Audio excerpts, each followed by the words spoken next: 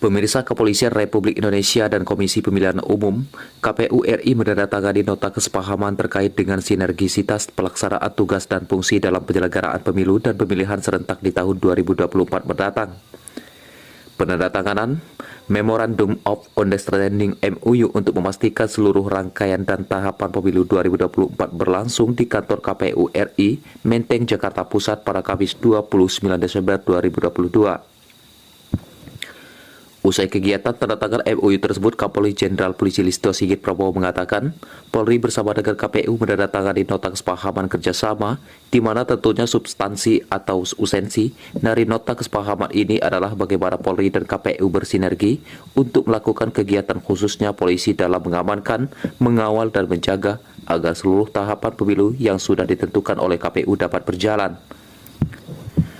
Nota kesepahaman tersebut, polisi akan melakukan pengamanan serta mengawal mulai dari awal memasuki tahapan pemilu, diantaranya adalah persiapan kebutuhan logistik, pendistribusian, pelaksanaan pencoblosan di tempat pemungutan suara, hingga rekapitulasi di tingkat pusat maupun daerah. Dalam pelaksanaan pemilu 2024 mendatang, Sigit menekankan yang paling terpenting dan selalu digelorakannya adalah seluruh elemen masyarakat harus memiliki semangat dan komitmen untuk terus menjaga dan mempertahankan nilai persatuan dan kesatuan bangsa Indonesia. Menurut Sigit, silang pendapat dan perbedaan pilih dalam pesta demokrasi 5 tahun adalah hal yang biasa. Namun Sigit menegaskan, seluruh calon pemimpin di tingkat pusat maupun daerah harus berkomitmen selalu menjaga persatuan dan kesatuan, mencegah polarisasi, serta membawa visi misi Indonesia jauh lebih baik. Bersama dengan KPU menandatangani nota kesepahaman kerjasama, di mana tentunya substansi atau esensi dari nota kesepahaman ini adalah bagaimana Polri dan KPU bersinergi untuk melaksanakan, khususnya polisi, melaksanakan kegiatan mengamankan, mengawal dan menjaga agar seluruh tahapan pemilu yang tentunya sudah ditentukan oleh KPU dapat berjalan. Tentunya dari mulai hal yang bersifat pemutakhiran data sampai dengan mempersiapkan alat-alat yang terkait dengan kebutuhan logistik pemilu, distribusinya, sampai dengan tentunya nanti kegiatan pelaksanaan pengamanan pada saat terjadi kegiatan pencoblosan di TPS, termasuk pada saat penghitungan dan rekap, sampai dengan mulai dari daerah sampai dengan pusat.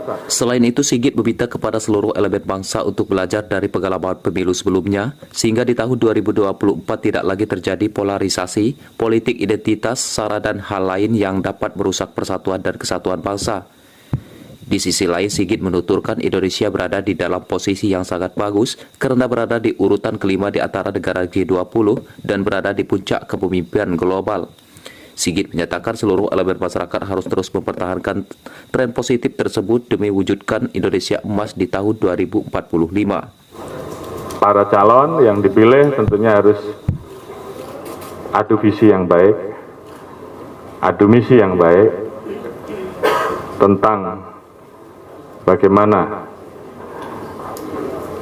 Indonesia ke depan yang lebih baik, dan itu yang kita kelola dan kita jaga, sehingga kita harapkan pemilu ke depan siapapun yang terpilih akan membawa Indonesia menjadi jauh lebih baik. Saat ini Indonesia berada di dalam posisi yang sangat bagus. Kita berada di urutan kelima di antara negara-negara G20, kita berada di puncak kepemimpinan global, dan ini harus kita jaga sehingga cita-cita bangsa, tujuan nasional kita betul-betul bisa terus berjalan dan kita bisa mewujudkan visi Indonesia emas di 2045. Tim redaksi Media Putra Bayangkara mengabarkan.